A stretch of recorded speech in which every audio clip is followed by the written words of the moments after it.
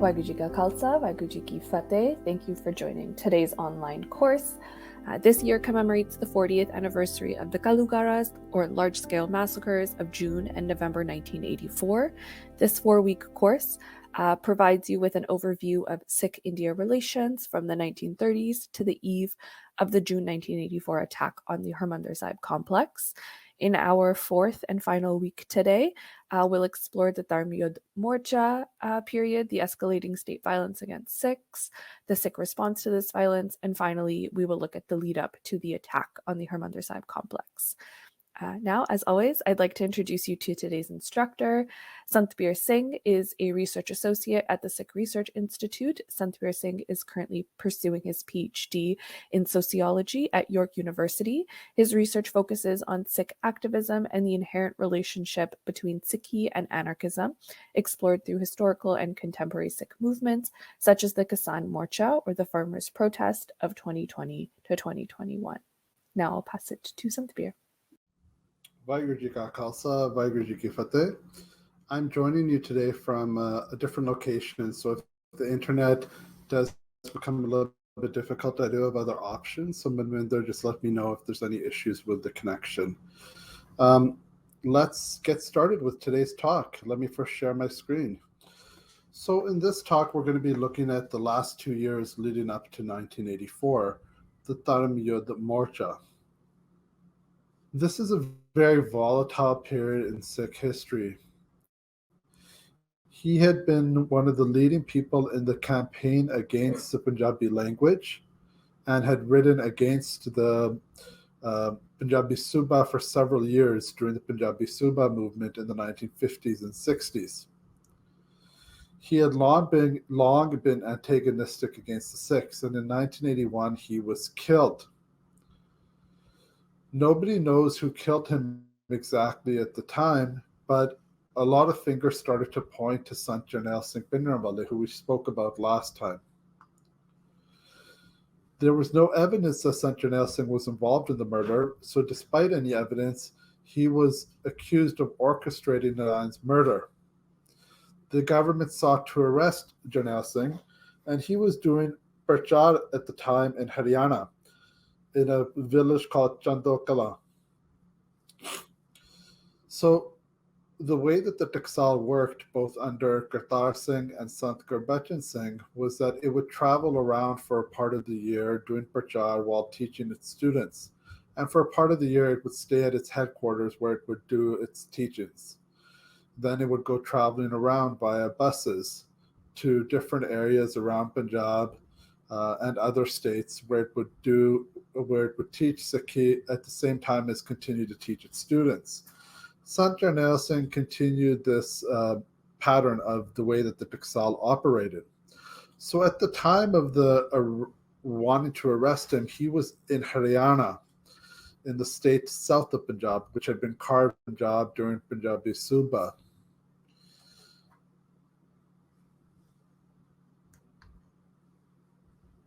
The police tried to arrest Sant Jarnail Singh on September 14th of 1981, but he escaped.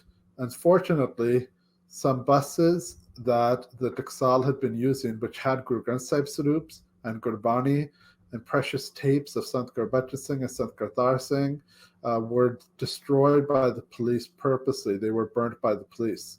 In addition, after the buses were burnt, Sikhs protested against this, and 18 Sikhs were killed by the police in what's called Chando Kalan.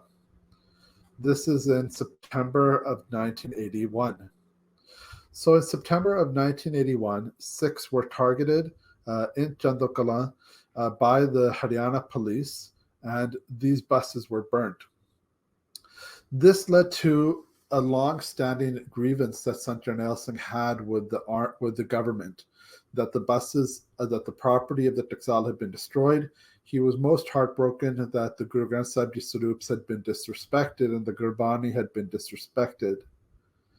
He was also very upset, of course, about the 18 Sikhs who were killed by the police without any repercussions. And to this day, there have been no repercussions for those police that killed those 18 Sikhs. The Chando Kalan Saka demonstrated again the dual system of justice that India had, where the government came down for their protection. On the other hand, the government was actually actively targeting Sikh lives and killing Sikhs. And instead of going after the culprits were often the government themselves. Sant Jarnail Singh was really incensed by this killing, and this helped further radicalize him or lead him on his political path. It is important to remember that Sant Jarnail Singh was not a politically active Sikh in the late 70s when he first started. His main goal was to do Sikhi Prasad, to teach people about Sikhi, to bring them back to the Sikh Panth, and to do Amritsar so that they could rejoin the Khalsa. That was his main goal. It was the government's actions that further and further politicized him, as he felt that he had no choice but to take part in political action to safeguard the rights of Sikhs.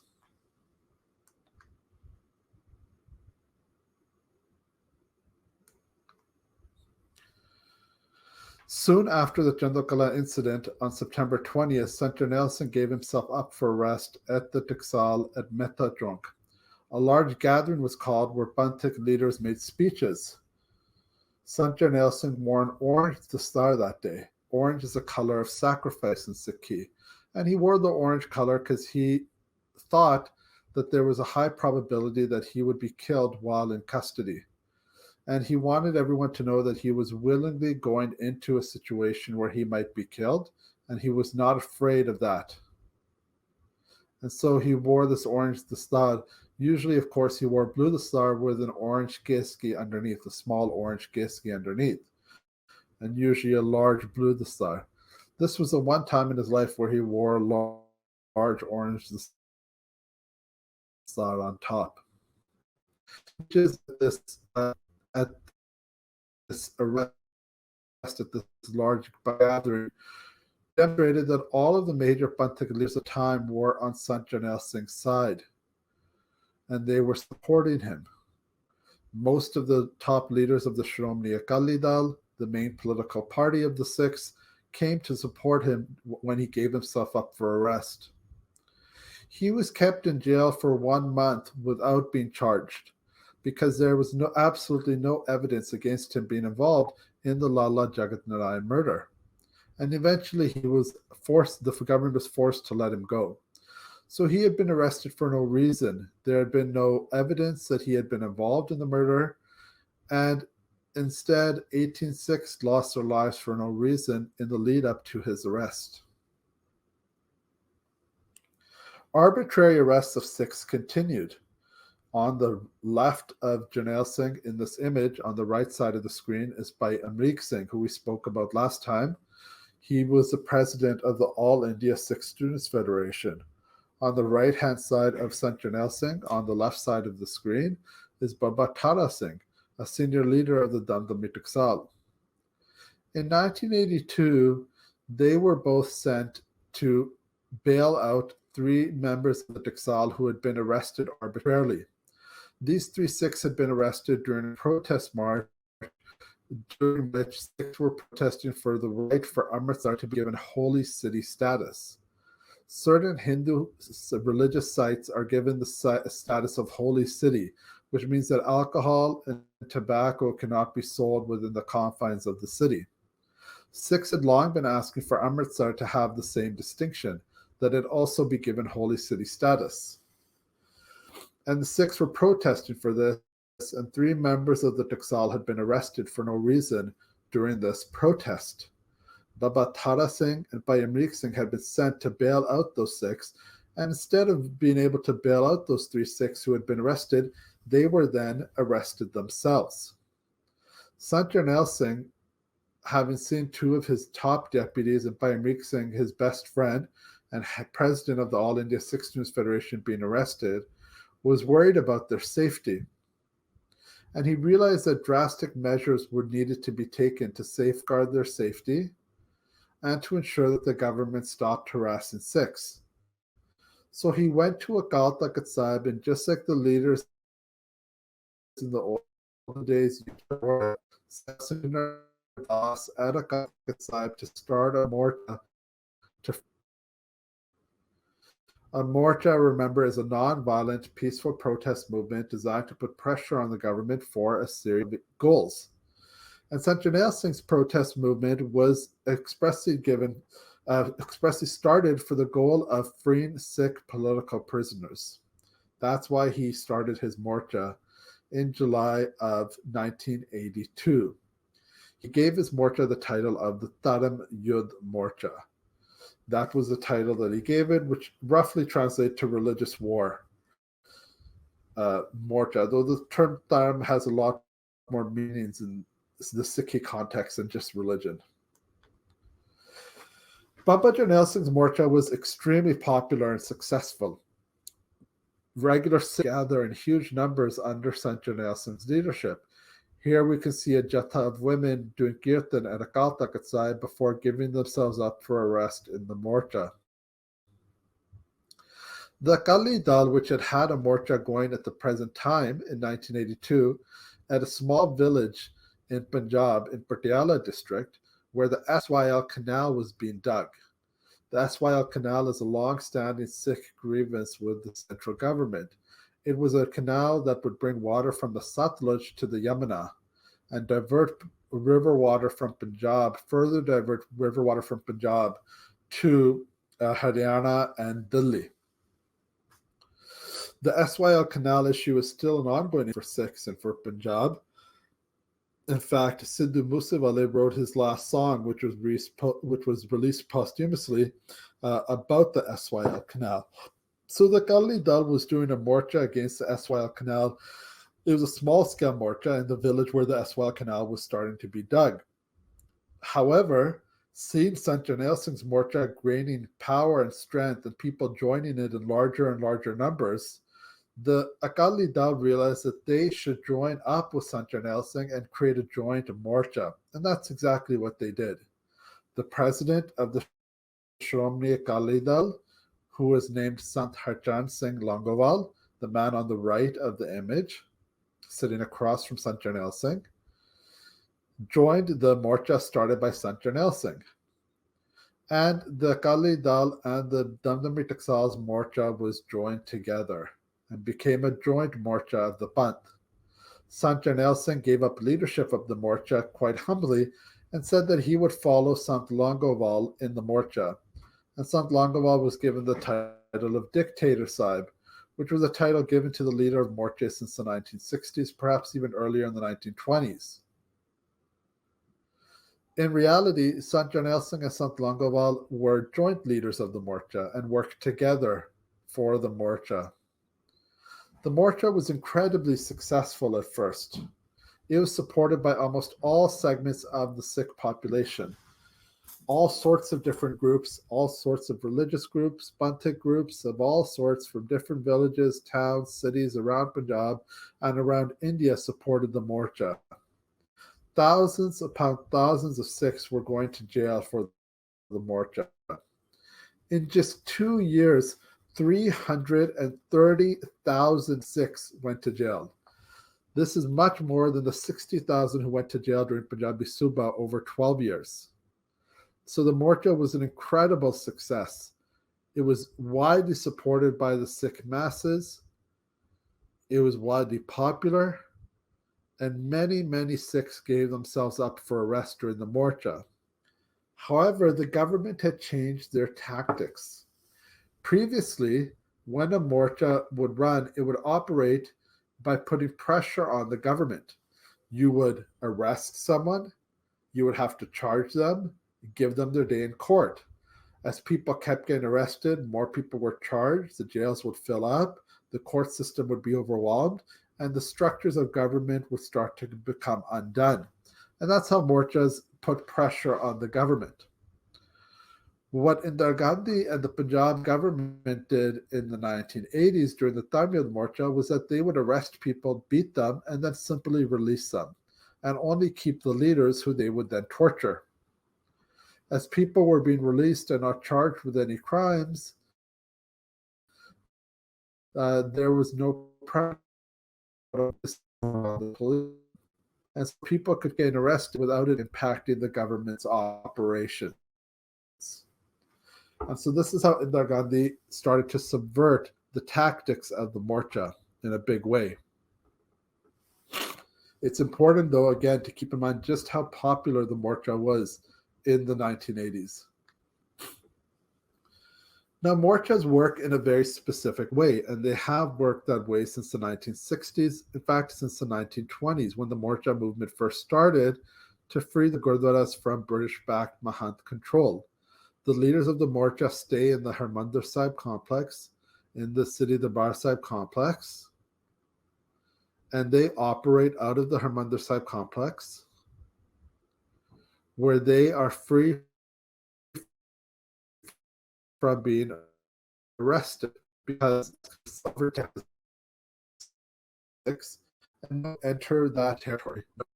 And so they could organize a Morcha freely without fear of arrest.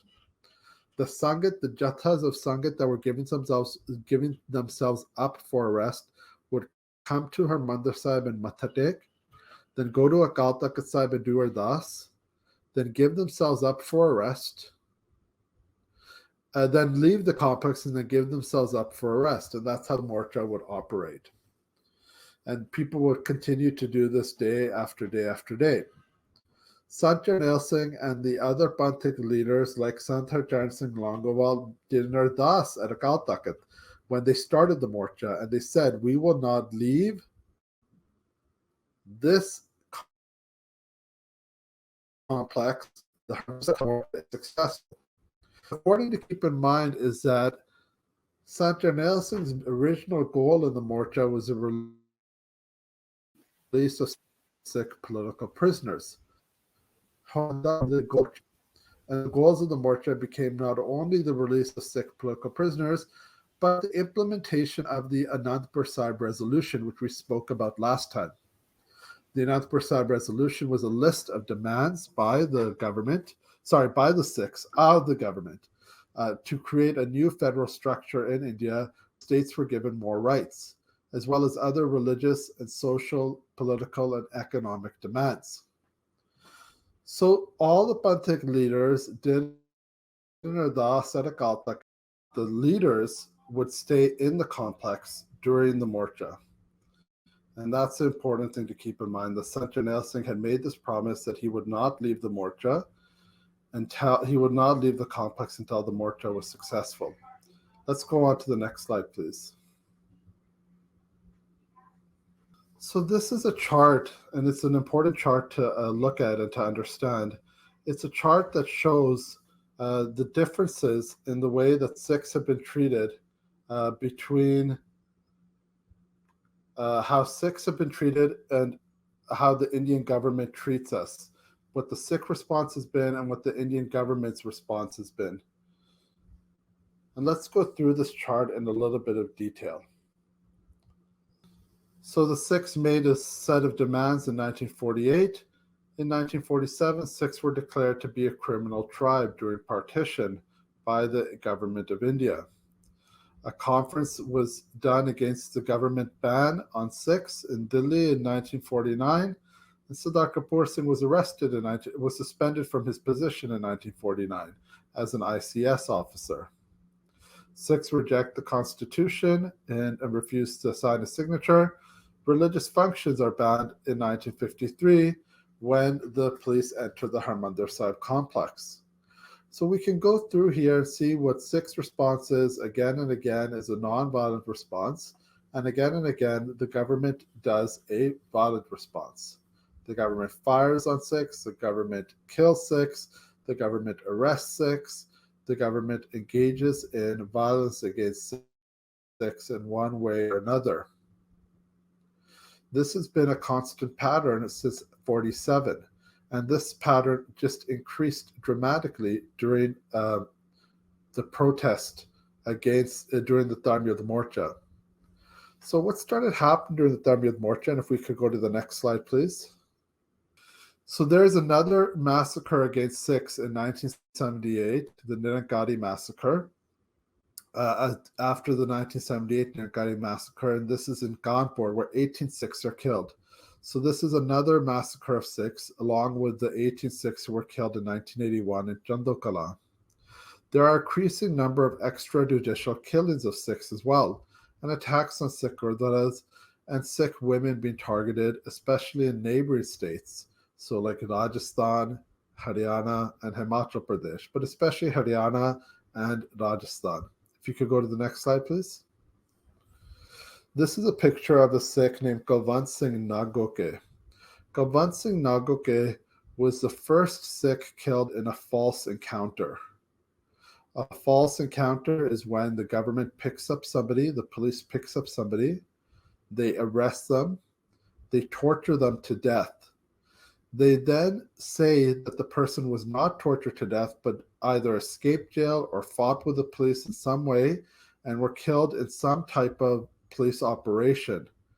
So they will create a false encounter, it's called. They will pretend like the person died in a shootout with the police, when in actuality they were tortured to death by the police.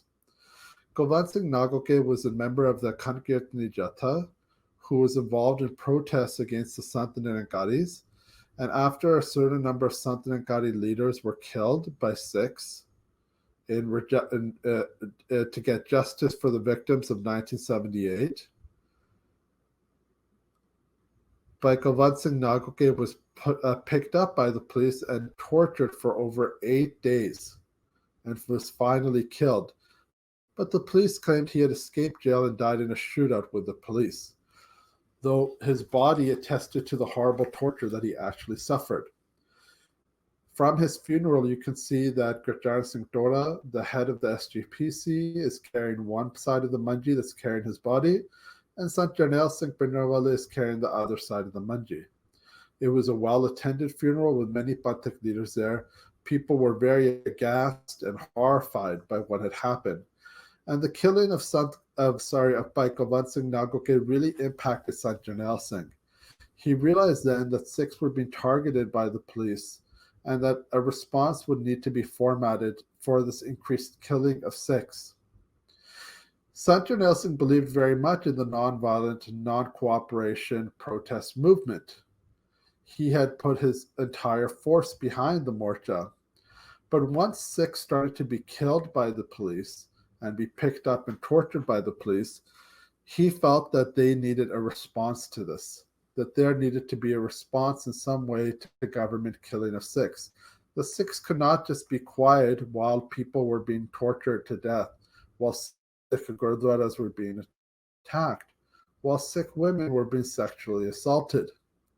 There should have to be a response of some sort by the Sikhs of this killing. And so if we could go to the next slide, please. What Sant Jarnail Singh did was create what we now call the motorcycle valet. And these were young Sikhs who would go on motorcycles largely and carry out acts of justice to punish those who were targeting Sikhs. We're talking about people who killed Sikhs, people who tortured Sikhs. These were not killings against innocent people. These were not killings against a specific community. They were not targeting Hindus, for example. These were targeted acts of justice, bringing to people who had blood on their killings. This is an important chapter of Sikh history to remember. We can't whitewash it. I want to be clear here. Sant Jarnail Singh did not advocate violence, but he was not afraid of engaging in violence for the protection of Sikhs. And he believed strongly that we have been given our Qurban by Guru Gobind Singh Sahib Ji, by Guru Hargobind Sahib Ji for a purpose, and that we have to defend ourselves before we're able to defend others. And that Sikhs can't just be killed again and again by the government without any recourse by Sikhs. That Sikhs have to respond in some way, otherwise the killings will just continue. And so that's what Sant Jarnail Singh did.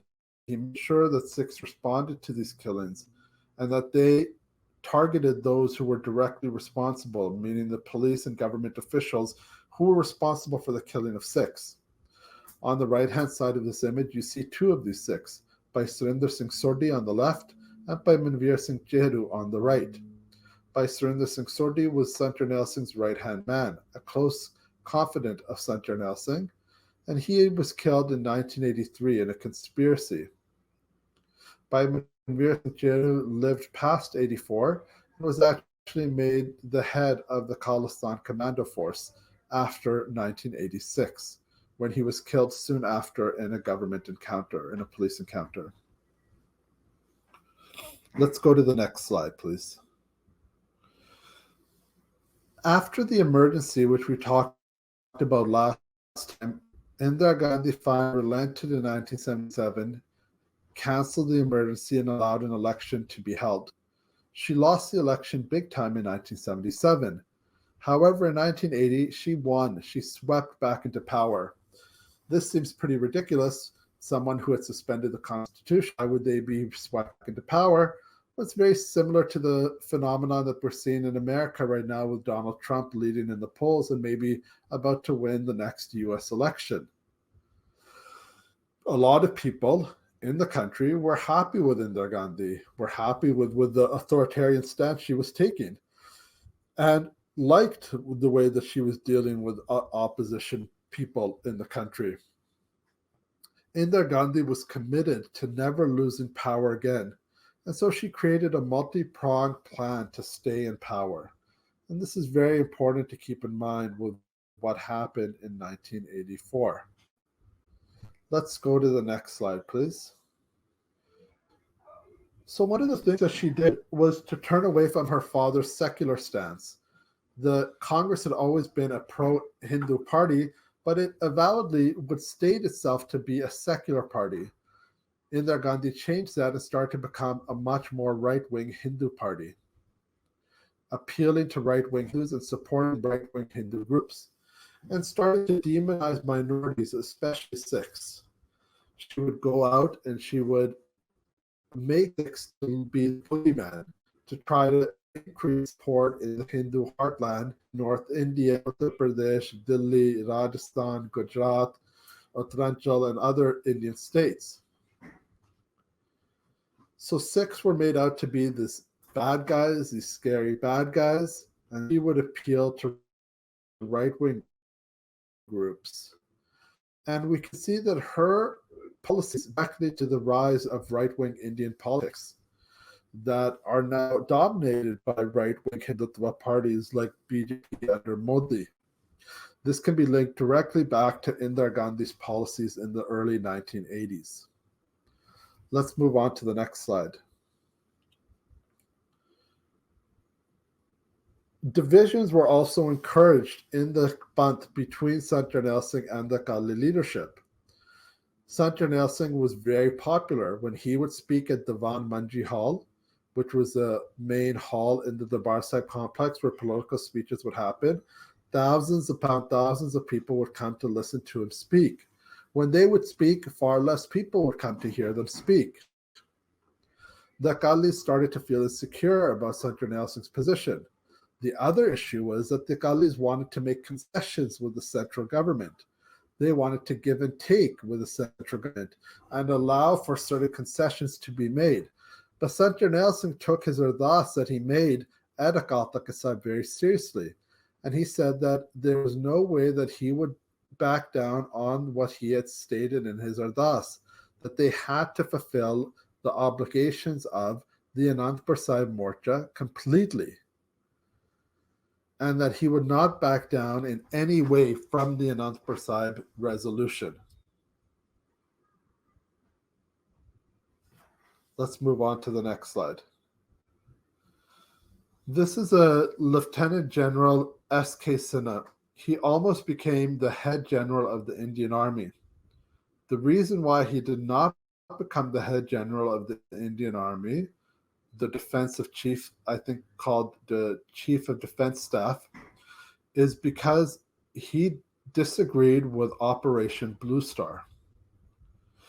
In 1982, soon after the Akalis started the Dharam Yudh Morcha with Sant Jarnail Singh, the Indian government started to plan an attack on the Harimandar Sahib Complex. This is not Sikh propaganda. This is not rumors. This is a stated fact by Lieutenant General S.K. Sinha, an Indian Army respected general.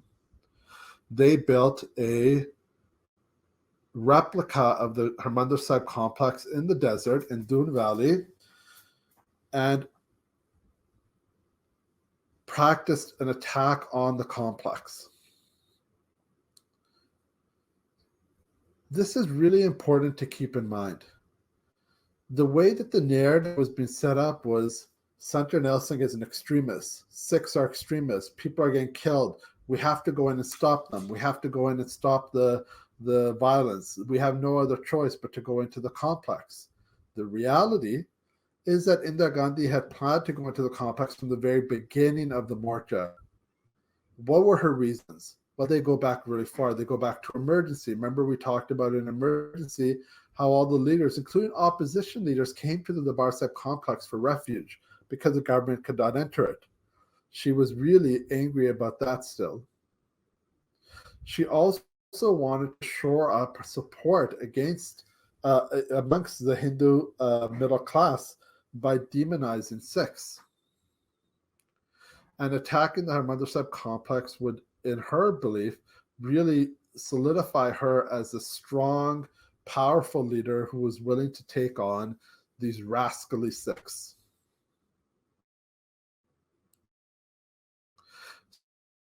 Blue Star, the government's order for the attack on the Harimandar Sahib complex was not a last resort. It was not something that Indira Gandhi did when there was no other options. It is something that she planned out for over 2 years, and that Lieutenant General S.K. Sinha refused to engage in, and so he was forcibly retired because he refused to engage in the planning of this operation. General Vedya instead stepped up and said, I will plan out the Operation Blue Star, and he was made Chief of the Defense Staff instead of General S.K. Sinha. And General Vedya became the head of the Indian Army.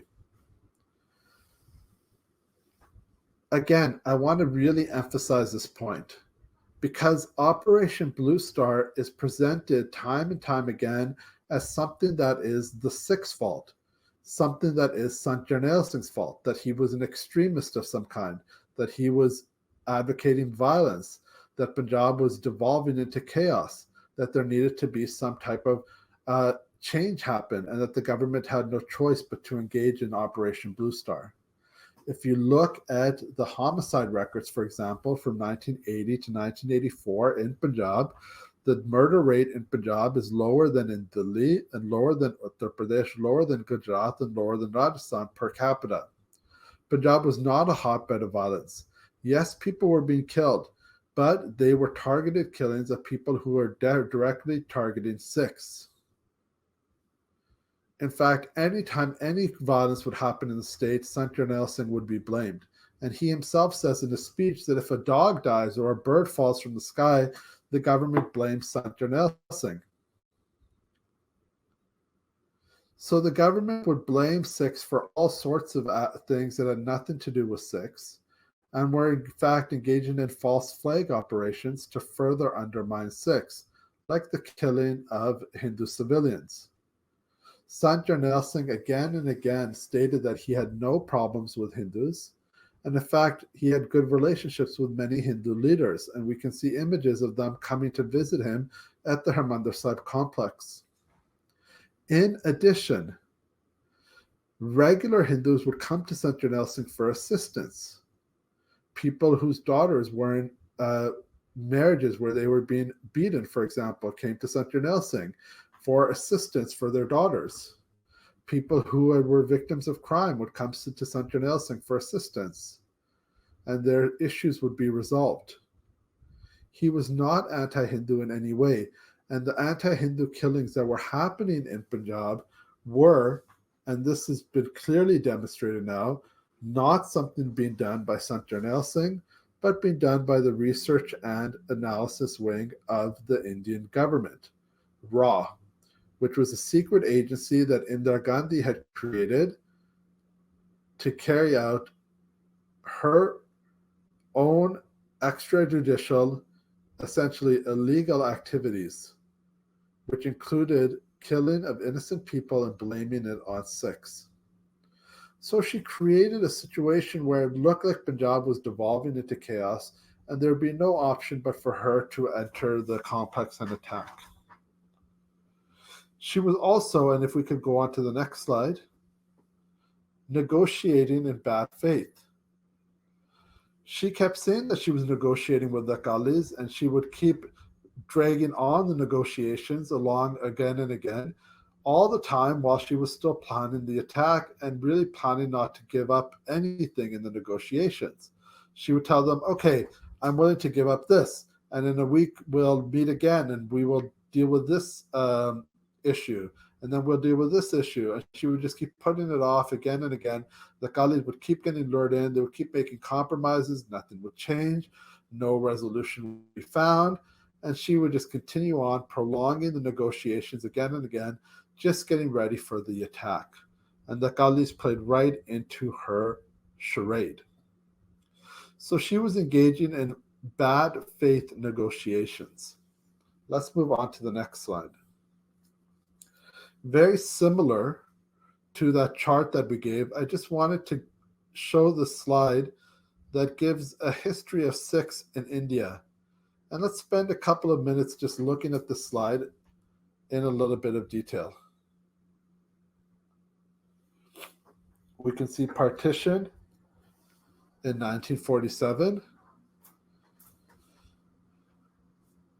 We can see the Punjabi Suba Morcha initiated. We can see when Sikhs rejected the Indian Constitution. We can see when Dharam Yudh passed. We can see when Punjab Suba was made and Punjab was trifurcated, when the Anandpur Sahib resolution was passed, when Punjab and Sindh Bank was nationalized, when the SYL agitation was initiated, and when the Battle of Amritsar occurred, the Kalukara of June 1984. So this sort of gives us a scope of what we've been talking about over the last 4 classes, these 4 decades of India-Sikh relations. This goes over the main issues that we've been talking about over the last 4 classes, just to give you an overview. Next slide, please. सतगुरु का आसरा रखना चाहिए और कले की बात पंक्ति पढ़ के फिर समाप्ति करते हैं सारे कले कले हैं मेरे बारे बहुत प्रचार न करा करो सतगुरु अगे अरदास करिए आप गुरु के लड़ लगे रहिए तो फिर परवाह नहीं किसी की और कले बारे पढ़ना पंछी कला मगर शिकारी बाते पंछी कला मगर शिकारी बात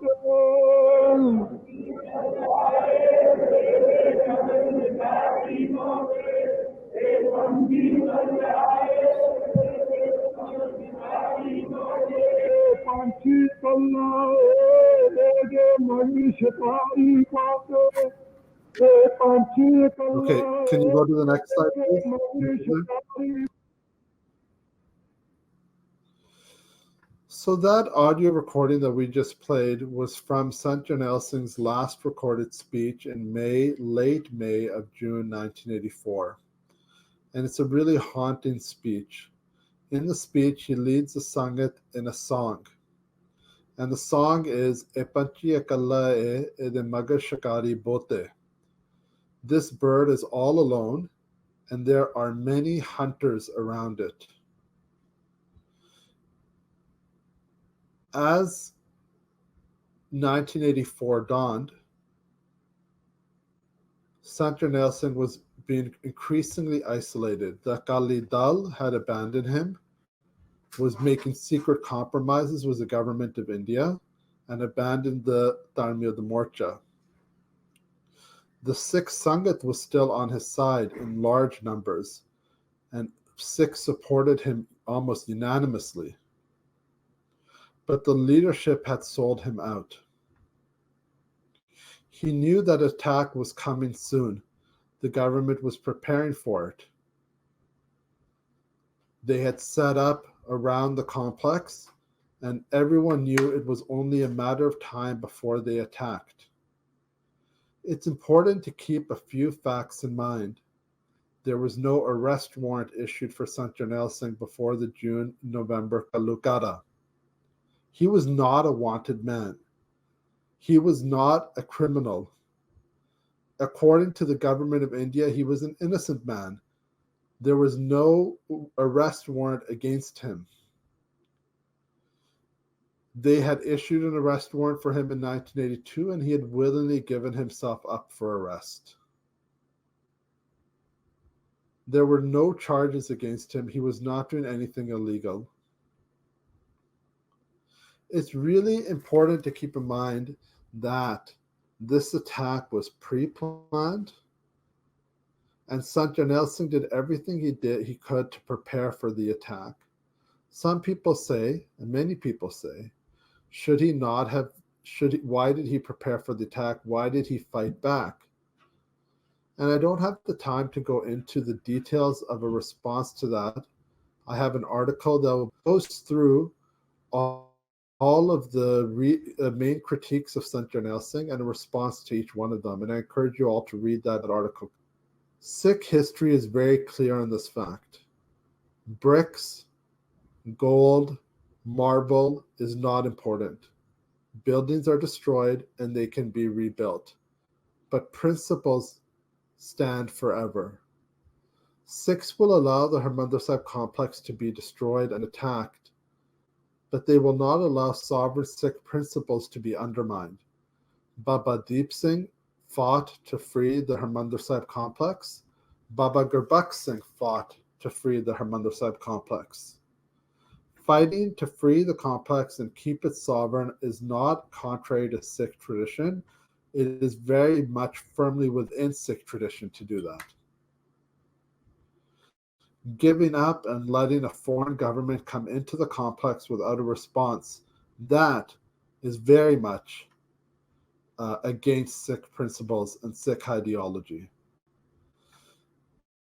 Jarnail Singh knew the government was going to attack, and he had a response for them.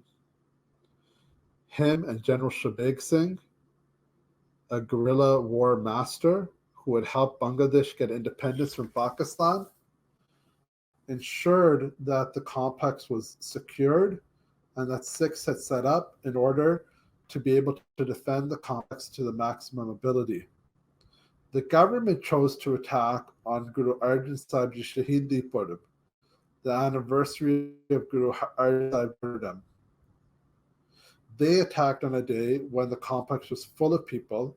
They announced a curfew and trapped the people inside and then carried out their attack. That is not the fault of Sikhs.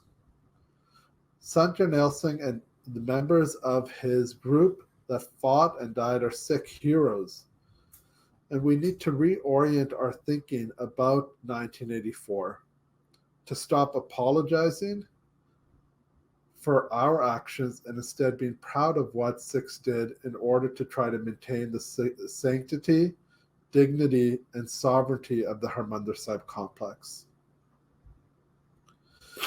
When Sant Jarnail Singh was singing E Panchiya Kallaye de Magar Shikari Bote, he was talking about himself, but he was also talking about the Sikh Panth.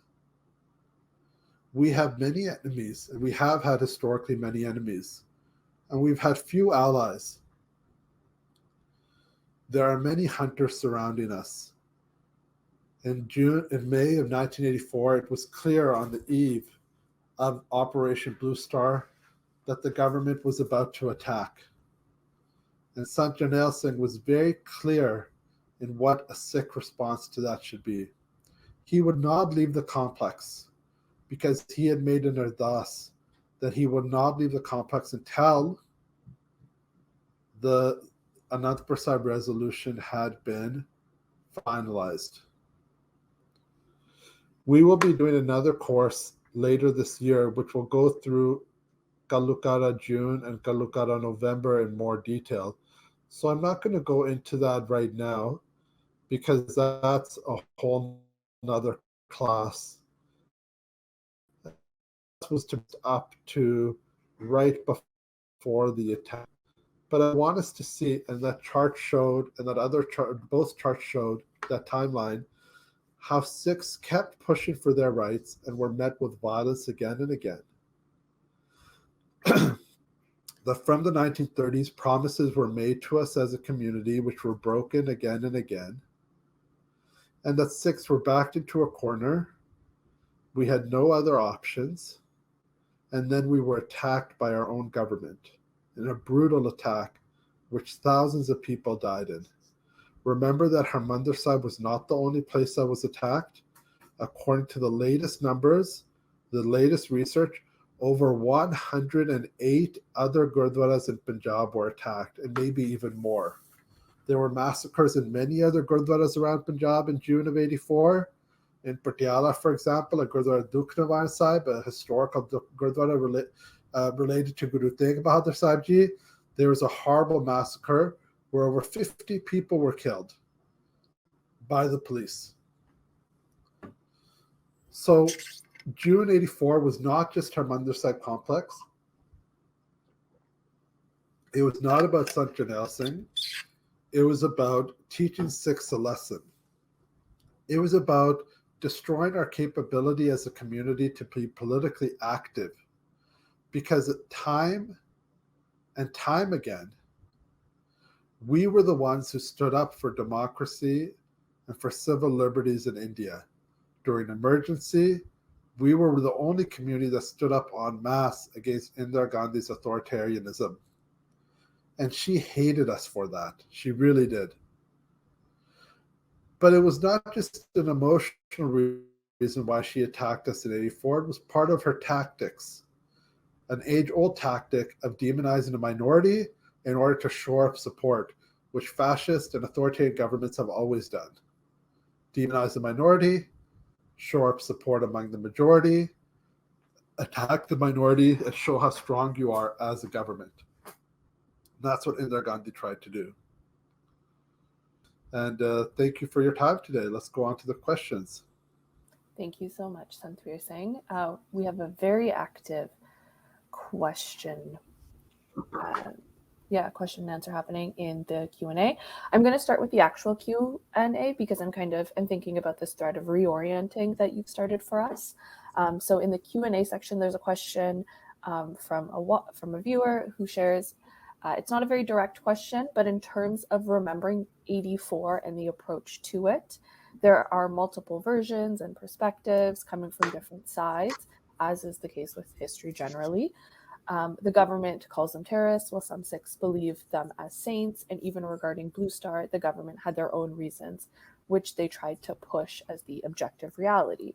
So while untangling this 1984 narrative, how should one go about in terms of reality? And given how fragile and malleable these many versions of reality and truth are. So like a pretty big overarching question.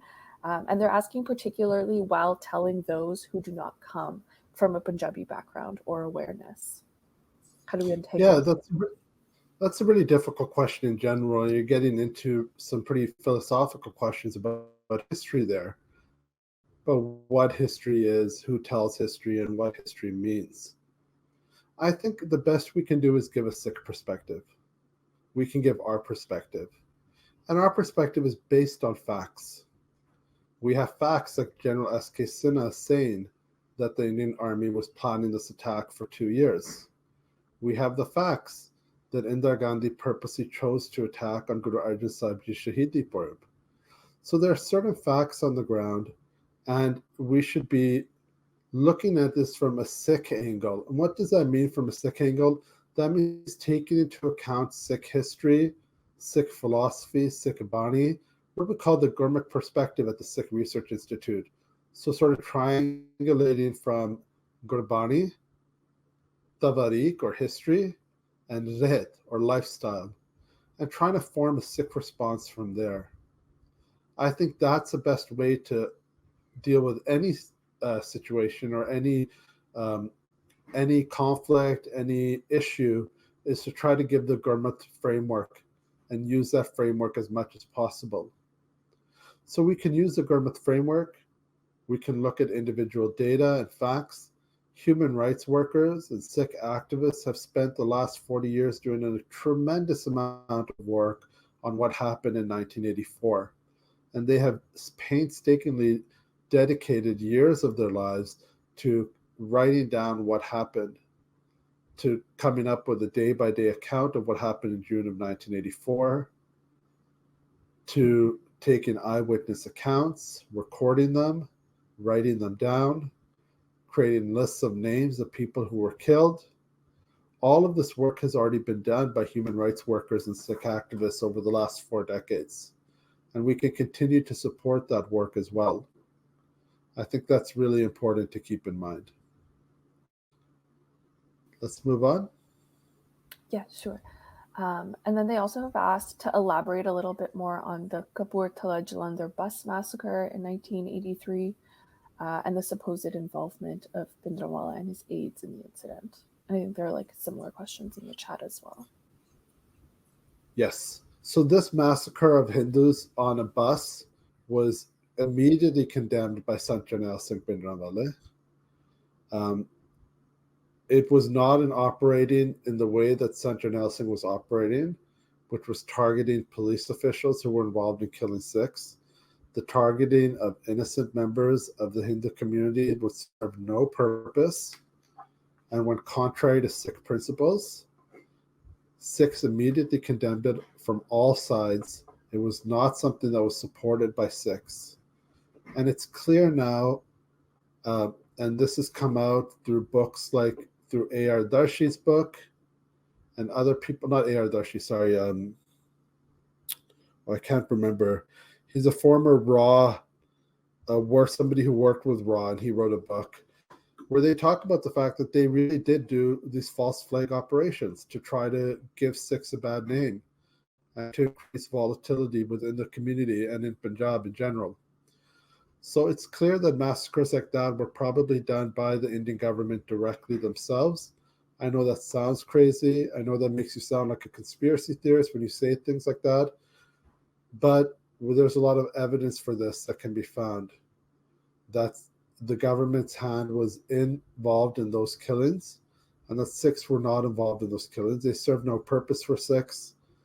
They only served to further demonize Sikhs and increase the government narrative. Yeah. Thank you. That's really helpful context. Someone I think has mentioned is GBS Sidhu's The Khalistan Conspiracy. Is that the book? That's not the book I was thinking about. The book I was thinking about was written by a RAW agent, but that's okay. I'll find it and we can send it out, the title. Okay, perfect. And then there's another question. Why is the nationalization of Punjab Sindh Bank important? I think they missed that part where, maybe. Yeah, we didn't really get into that. That was just one of the bullet points on our chart. So Punjab Sindh Bank was created by Sikhs as a Sikh bank. It was created based on Sikh principles. It was started by Veer Singh as one of the founding members. And in the 1970s, Indira Gandhi nationalized that bank and took it over. So it was taking over a Sikh institution that was serving the Sikh community and taking it directly over by the central government. It was seen by Sikhs as an affront to Sikhs and an attack on Sikh principles. And I think there's some questions about the timeline slide. I'm not sure if you want to go into it, but someone's asked about the Gurdwara being attacked in Jalandhar and Paonta Sahib. Yes. So in Paonta Sahib, there was a massacre in the 1960s. I can't remember the exact date right now, where some Nahans, in fact, were actually attacked by police and Mahants. And I believe over 10 Sikhs were killed in the massacre. There was other attacks throughout the 50s and 60s in different gurdwaras, one of them being that Jalandhar Gurdwara.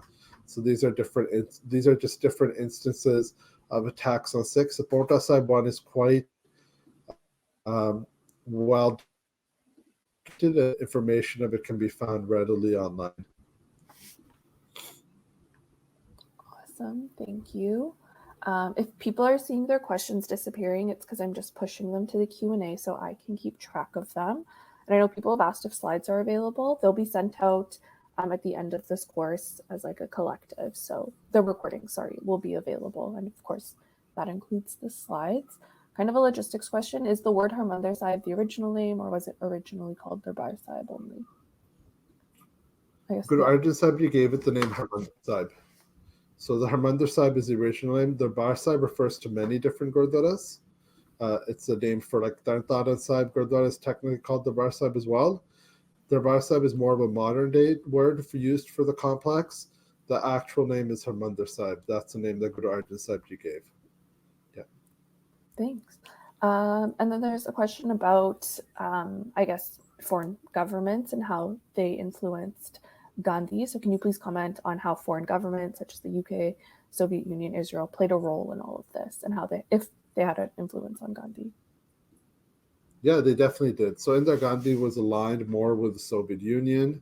She learned many of its tactics from the KGB, of counterinsurgency methods especially. India used a lot of Russian military weaponry like airplanes and so forth. So it had good relationships with Russia, and there may have been Russian training involved for the people who took part in the June 84 attack on Harimandar Sahib. We learned in the last 15 years that the UK government was involved as well. Margaret Thatcher, who was Prime Minister of the UK at the time, was very close with Indira Gandhi. Both were authoritarian leaders and saw some allyship between themselves. And the UK provided some type of military support for Operation Blue Star. We don't know exactly what the scale of that was, but probably in terms of helping with logistical planning. Israel and India have long had military ties, which are troublingly still are very strong today. And there has been some evidence that Indira Gandhi got some of the tactics, the Indian Army got some of their tactics that were used in 84 from Israel as well in their operations against the Palestinians. That has been less explored, and that's a really good avenue of research if someone is interested in researching that nexus between Indira Gandhi and Israel in the 1970s, and 80s. Awesome. Yeah, I think that's kind of been a helpful thing that we've been pointing out from these questions, like these gaps in research that folks are welcome to explore. There's kind of two questions that touch on similar themes, kind of this disappearing of these narratives, that we're not talking about this enough. So one individual asks, why are Bantik groups not vouching for these demands any longer? And I think this was during the presentation when we were talking about Sant Bhindranwala's demands. So why are they not promoting Sant Bhindranwala to mass Sikh populations at large? And similarly, another person shares their experience of going to Gurdwara Dukhnawara Sahib in Patiala and how they didn't speak of the killings of 50 people there in 1984. So why are we burying these and not showcasing these injustices more front and center to create awareness among the common man? We're getting into interesting territory about trauma and trauma responses in a community. We're also getting into the fact that Punjab suffered brutally from 1984 to 1992, a decade of disappearances, extrajudicial killings, mass rape and sexual assault of women across Punjab. So that the Punjabi population, the Sikh Punjabi population, was very traumatized by the 90s. People did not want to speak up about political issues because it meant that your children would be picked up by the police and killed. And that really silenced a generation or two. But we can see with the Kisan Morcha that you can't keep Sikhs down, that they will start to organize politically again, and they will start to fight back against the government inevitably. So we might have gone through a quiet period, but I think that quiet period is ending now. The other question of why haven't Bantik groups taken up the demands of the Anandpur resolution, it is troubling, because this was what the Bant had demanded as a bare minimum in the 1980s and 70s. And now Panthic groups have come into power in Punjab, like Badal came into power for several years, and they did nothing to move the needle forward in terms of Anandpur Sahib resolutions. We're talking about political stuff now. We're talking about the compromises that people make to stay in power. And we're talking about the selling out of the community in a large way. A lot of the issues, in fact, most of the issues that Sikhs had been bringing up in the 1970s and 60s have not been resolved today. And they are still outstanding issues, and they will continue to be outstanding issues. They need to be resolved at some point. And it's only a matter of time before Sikh parties and political parties in general start speaking about them again, and that's already starting to happen. A lot of the things that Jarnail Singh spoke about in the 1980s are now started to be talked about by mainstream political parties. And he's held up as an icon, not just by Sikh groups, but by a lot of Punjabi groups who are speaking in general about Punjabi rights and Punjabi culture, Punjabi economic rights, river issues, and so on and so forth. So I think that those issues like SYL Canal, river waters, state federal relationships, all those issues are still there, and they still matter a lot, and they still come to the fore periodically. The problem is that India's political system is really kind of broken in a lot of ways, as it is in a lot of countries, unfortunately.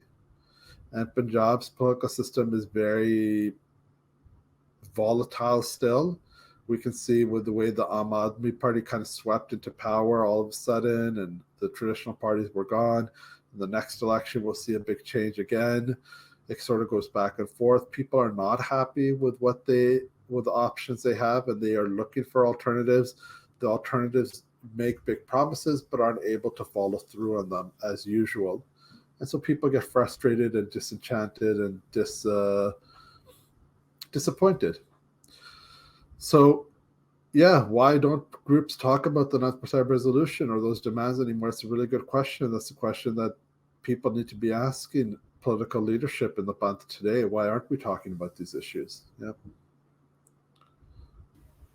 And we have two Akali Dal related questions. The first one is, what are some examples of some of the compromises the Akali Dal attempted to make during the 80s / Bhindranwala timeframe? So I'll let you answer that one first, and then. Yeah. So really, they were just remember that the Anandpur Sahib resolution had a whole bunch of different demands. Some of them seem really mundane by today's standards, like setting up a radio out of Harimandar Sahib Complex so that Sikhs could listen to Kirtan from the complex. Some of them were much more serious, like changing the Indian constitution so that Sikhs would be recognized as a minority. And so Indira Gandhi was willing to make compromises on some of those issues, or at least she kept saying that she was willing to make compromises on issues, sometimes even going so far as to saying that she would be willing to change the constitution, that she was willing to give in to other demands in terms of Punjabi-speaking areas of the state that had been left out of the state. She had agreed to also, at some points, agree to Chandigarh becoming the capital of Punjab again, and that's something that Rajiv Gandhi agreed to in the Rajiv Longowal Accords.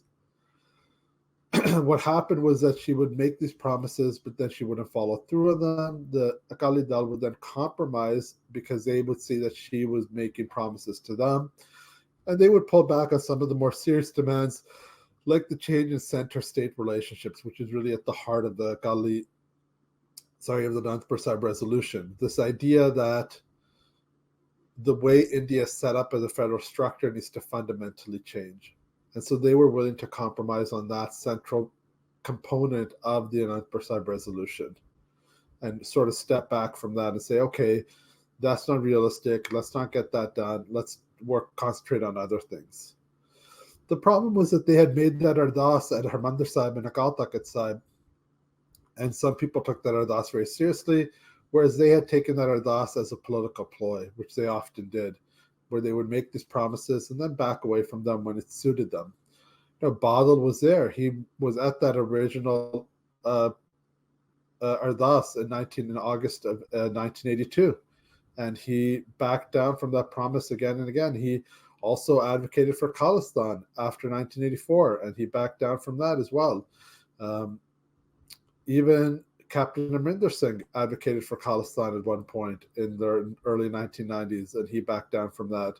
So politicians are able to say a lot of things and then they back down on them.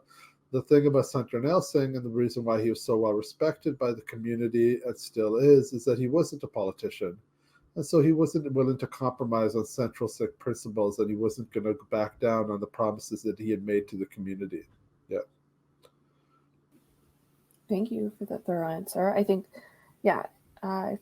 the other Akali Dal question was, did the Akali Dal actually delineate itself from Sant Bhindranwala, or did they diplomatically maintain its support with Sant and also work with the government behind the doors? So if there's anything else you wanted to add on that, please feel free. Yeah, so diplomatically, they sort of, it's exactly like you said, they sort of diplomatically would still work with him, but increasingly from December of 83 to June of 84, the communication broke down between Sant Jarnail Singh Longowal and Sant Jarnail Singh Bhindranwale, and they weren't communicating at all by June of 84. In December of 83, the Akali Dal had used Babur Khalsa to kick Sant Jarnail Singh out of Guru Nanak Navas, where he was staying in the complex, and he had then relocated to Akal Takht Sahib in response to that. So we're getting into a lot of sort of nitty gritty of the Dharam Yudh Morcha now, and it's hard to get into answer these questions without getting into too many details. But yeah, essentially by early 84, they weren't really talking to each other, and the joint face of the Morcha had broken, both in front, in the public view, and behind the scenes as well. They were not working together anymore. The Akali Dal was still carrying out negotiations with the government, and Sant Jarnail Singh was refusing to carry out negotiations with the government unless certain issues were met, such as release of Sikh political prisoners and the stopping of torture and killing of young Sikh men, and so on and so forth. And so there was sort of a stalemate situation. Indira Gandhi also would use that to her advantage. She would say, well, what's the point of talking with the Akali Dal if Sant Jarnail Singh's not talking to them?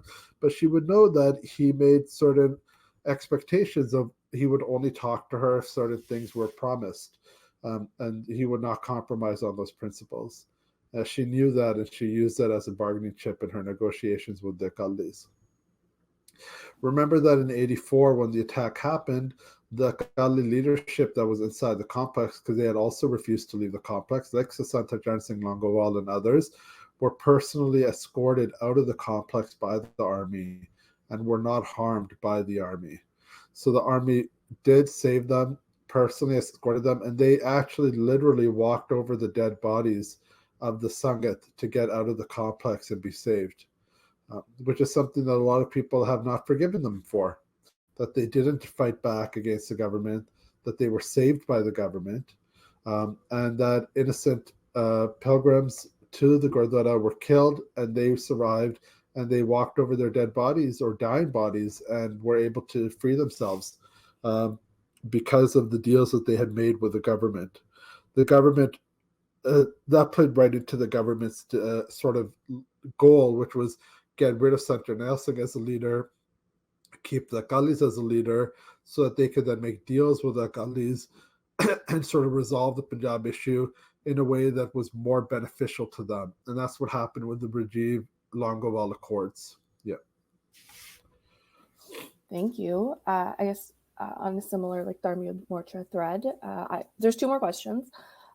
This person asked, did I understand correct that Buddha Dal did not support Dharam Yudh Morcha? If so, that this person is surprised and they wonder why. So clarification.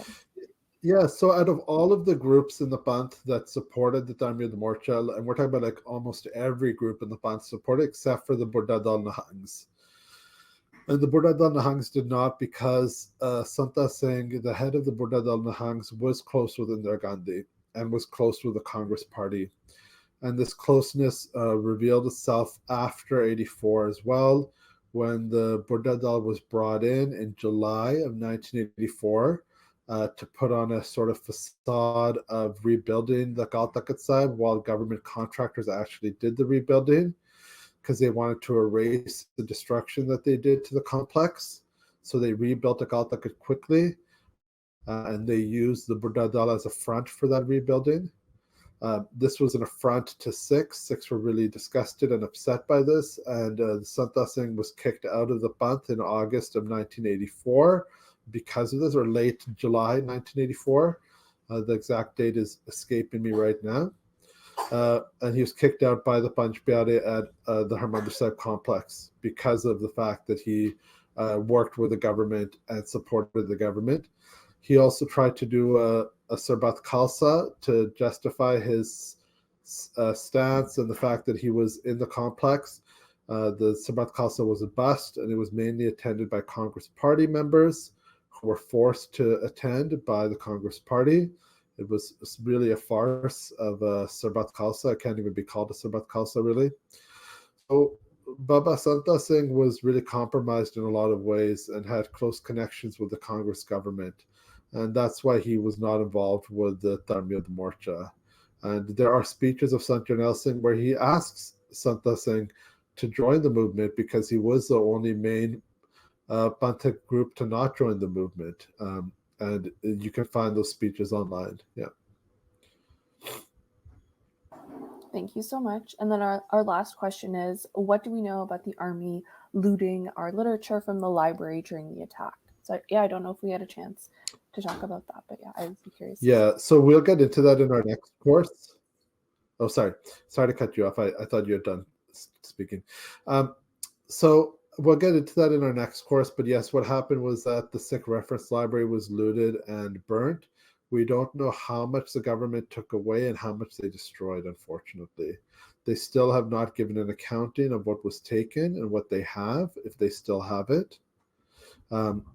We don't know how much of that the Sikh reference library was burnt.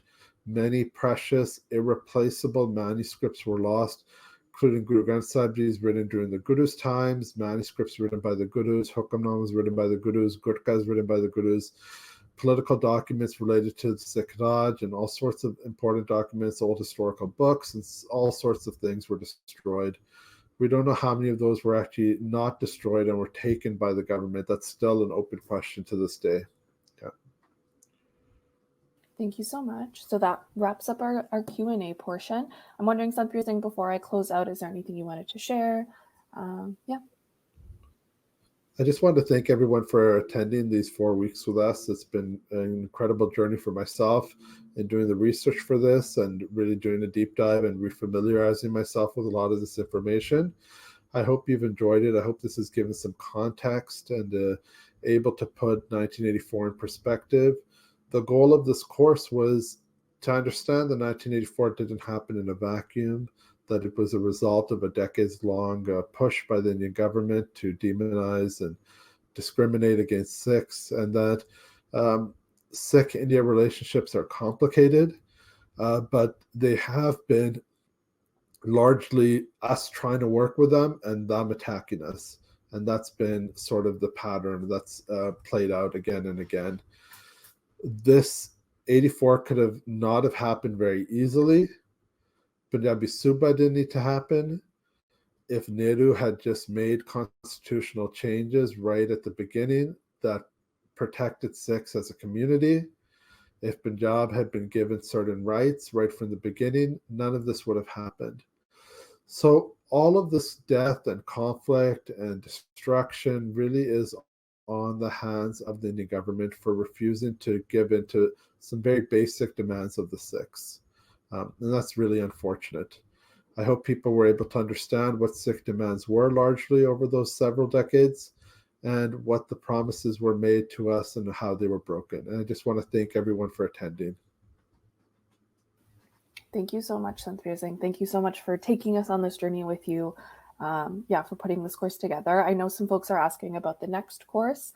As Santhveer Singh shared, the next class will be picking up from here. So I'm going to close this out. No, that's part. It's picking up on 84, yeah. Yes. This was such a lovely month to spend with everyone. The chat box was always so active, such great questions. I think it really opened up like new spaces to think and like new perspectives to take. On behalf of SikhRI, I like to thank Santbir and our eSangith today and those who joined us for these 4 weeks. Thank you all for tuning in and spending time with us. And SikhRI at large in articles and podcasts has been covering 1984 in various different aspects. As Santbir Singh shared, he has another article, and there are several other articles, and those articles have been turned into podcasts. So there's a lot of content. If people are interested. I will then again shamelessly promote the Sikhcast. It's a podcast produced by SikhRI where we explore various issues and events affecting Sikhs worldwide. Check it out wherever you listen to podcasts. Thank you for joining in today. Today's online course will be ending now. Vaheguru Ji Ka Khalsa, Vaheguru Ji Ki Fateh.